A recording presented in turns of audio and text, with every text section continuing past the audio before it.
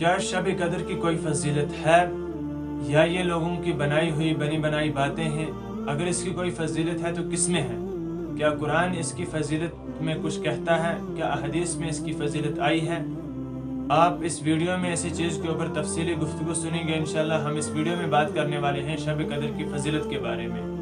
اگر آپ چینل پر نئے ہیں تو سبسکرائب کرنا نہ بھولیں اور بنے رہیں ویڈیو کے آخر تک۔ بسم اللہ الرحمن الرحیم۔ السلام علیکم ورحمۃ اللہ وبرکاتہ۔ محترم ناظرین، میرے چینل میں آپ کا خیر مقدم۔ امید کرتا ہوں کہ آپ سب خیر وافیت سے ہوں گے۔ ناظرین کرام، ہمارا آج کا مسئلہ ہے کہ کیا شب قدر کی کوئی فضیلت ہے یا یہ لوگوں کی بنی بنائی باتیں ہیں؟ تو اس چیز کے بارے میں آج ہم بات کرنے والے ہیں انشاءاللہ۔ تو سب سے پہلے آپ یہ بات سمجھیں کہ بالکل اس سوال کا جواب یہ ہے کہ بالکل شب قدر کی بڑی فضیلت بیان کی گئی ہے، اور اس شب قدر کی فضیلت جو ہے وہ ہم دو طرح سے سمجھیں گے۔ ایک فضیلت وہ ہے جو قرآن کریم نے اس شب قدر کے بارے میں ارشاد فرمائی، اور دوسری فضیلت وہ ہے جو نبی پاک صلی اللہ علیہ وسلم نے ارشاد فرمائی۔ سب سے پہلی فضیلت قرآن کریم کی کہ قرآن کریم خود ارشاد فرماتا ہے انا انزلناہ فی لیلۃ القدر وما ادراک ما لیلۃ القدر لیلۃ القدر خیر من الف شہر۔ تو گویا کہ اللہ تبارک و تعالی ارشاد فرماتے ہیں کہ انا انزلناہ فی لیلۃ القدر، کہ بے شک میں نے اس کو شب قدر میں اتارا۔ کس کو اتارا؟ کس کو نازل کیا؟ یعنی قرآن کریم کو۔ اور آگے اللہ تبارک و تعالی ارشاد فرماتے ہیں کہ آپ کو کیا معلوم کہ شب قدر کیا ہے؟ شب قدر 1000 مہینے سے بہتر ہے۔ اس میں روح الامین اور فرشتے نازل ہوتے ہیں، دنیا میں آتے ہیں، یعنی کہ زمین پر آتے ہیں، نیک اعمال پر آتے ہیں، خیر وافیت لے کر آتے ہیں، اور یہ طلوع فجر تک یہ رات رہتی ہے، یعنی فجر کے طلوع ہونے تک یہ رات رہتی ہے۔ اب یہ فضیلت وہ ہے جو اللہ تبارک و تعالی نے بذات خود اس قدر کے بارے میں، اس شب کے بارے میں ارشاد فرمائی ہے۔ اب اس شب کو کیوں فضیلت حاصل ہوئی، کیسے فضیلت حاصل ہوئی؟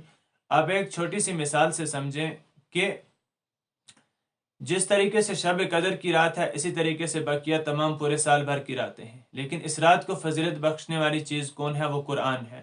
ٹھیک اسی طرح جس طریقے سے ایک عام کپڑا اور ایک وہ کپڑا جو قرآن کریم کے اوپر لگتا ہے جسے ہم غلاف کہتے ہیں، وہ بھی ایک کپڑا ہوتا ہے، اور دوسری جگہ دوسرے کپڑے جو ہوتے ہیں وہ بھی عام کپڑے ہوتے ہیں، لیکن جب یہ کپڑا جب دوسرے کپڑوں سے کٹ کر جب آ کر قرآن کریم کے ساتھ یہ لگ جاتا ہے، اس کا تعلق قرآن کریم سے لگ جاتا ہے، اس کا تعلق قرآن کریم سے جڑ جاتا ہے، تو اس کپڑے کی جو ہے فضیلت بڑھ جاتی ہے۔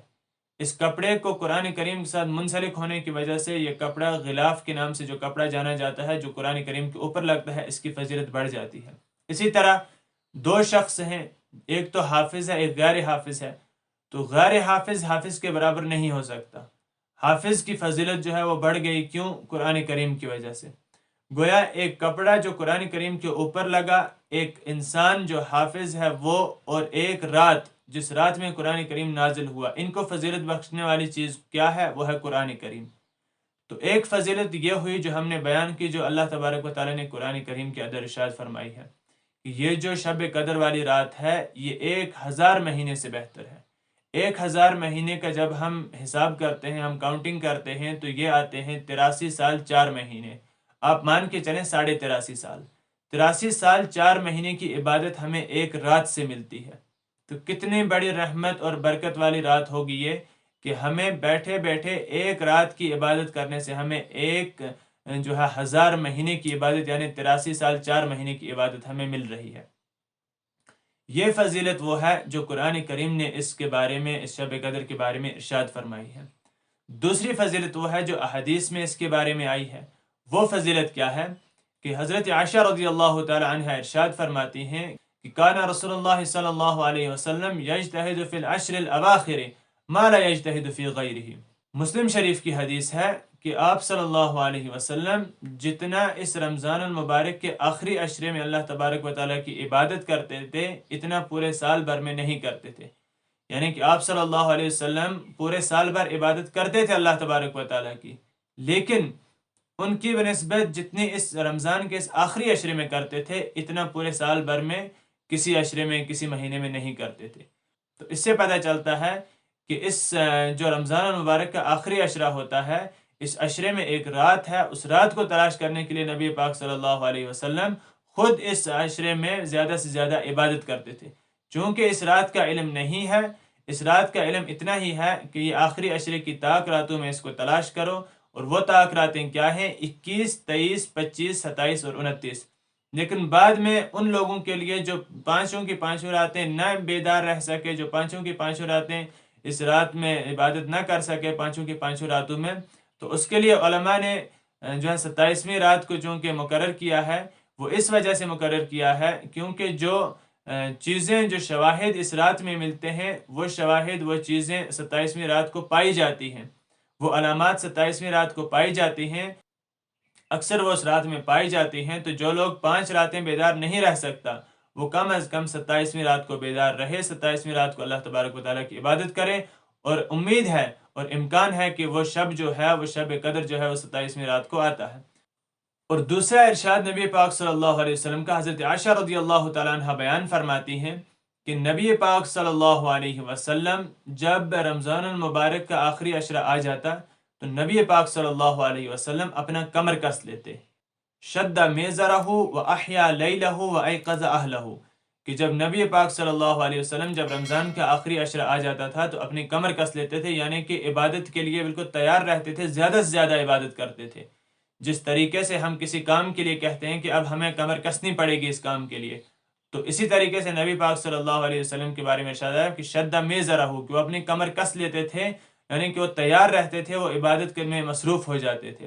اور اتنا ہی نہیں، آگے کیا فرمایا کہ وہ احیا لیلہ، کہ اور اس کی راتوں میں جاگا کرتے تھے، راتوں رات اللہ تبارک و تعالیٰ کی عبادت کرتے تھے۔ اور آگے ارشاد فرمایا وَأَيْقَظَ أَهْلَهُ، اور نہ صرف خود کرتے تھے بلکہ اپنے گھر والوں کو بھی اس رات کی عبادت کے لیے جگاتے تھے۔ وَأَحْيَا لَيْلَهُ، اور اس رات کی عبادت کے لیے وہ اپنے گھر والوں کو بھی جگایا کرتے تھے، گھر والوں کو بیدار کرتے تھے تاکہ وہ بھی اس عبادت میں شریک ہو جائیں، وہ بھی اس اللہ تبارک و تعالیٰ کی اس جو ہے رحمت میں، وہ بھی اللہ تبارک و تعالیٰ کی اس رحمت میں شریک ہو جائیں اور اپنی مغفرت کریں، اللہ تبارک و تعالیٰ کی زیادہ سے زیادہ عبادت کریں۔ اور ایک دوسری حدیث میں آپ صلی اللہ علیہ وسلم نے ارشاد فرمایا کہ جو شب قدر ہے اس کو رمضان المبارک کے آخری عشرے کی طاق راتوں میں تلاش کرو۔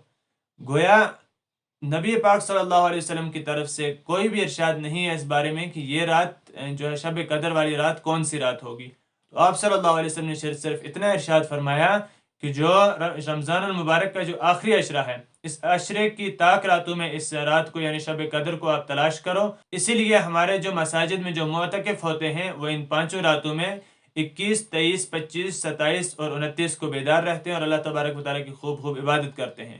اور کچھ لوگ، کچھ متقی پرہیزگار لوگ ایسے بھی ہوتے ہیں، کچھ مومنین ایسے بھی ہوتے ہیں جو گھروں میں ہو یا مساجد میں ہو، وہ یہ 5 کی 5 راتوں گھر میں بیٹھ کر بھی وہ اللہ تبارک و تعالیٰ کی عبادت کرتے ہیں، لیکن عام طور پر 27ویں رات کو عبادت کی جاتی ہے۔ چونکہ سبھی کے سبھی جو لوگ ہوتے ہیں وہ 5 راتیں بیدار نہیں رہ پاتے، تو علماء کے لیے، علماء کے قول کی وجہ سے کہ وہ جو علامات جو بتائی گئی تھی وہ علامات جو ہے اس رات میں ہو سکتی ہیں 27ویں کو، تو 27ویں کو اکثر لوگ یعنی سارے کے سارے اس رات کو اللہ تبارک تعالیٰ کی عبادت کرتے ہیں اور اللہ تبارک و تعالیٰ سے خوب دعائیں مانگتے ہیں اور ان سے اپنے جو ہے گناہوں کی مغفرت کراتے ہیں۔